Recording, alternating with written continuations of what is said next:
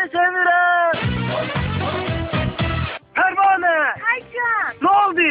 Kız. Gel senin başıma ya. Gel içeri. Gülnare. Ne oldu? Oğlan. Sen öyle emeğinden örsün. Sevirəm seni. Bak. Sara. Ay Sara. Ne oldu? Heç nə? Niye? Onu səndən soruşmaq lazımdır. Gülbüzde. Aa. Bu kukuladaki radyetka hardadır?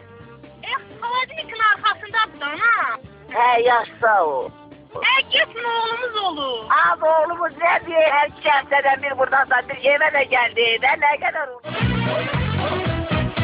Nergis. Ay Nergis. Ay can. Ne oldu? Heç nə nefti ki bir odur. Sula. Sula. Hə. Ne oldu? Bilmirəm, yazı bəxtinizi bir daha sınayın. Şükufem. Hı. Kimdi?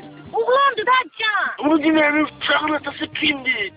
Bu hakikati bilmeliyim ben. Dilenmenin ben bundan daha yaşayabilmirəm.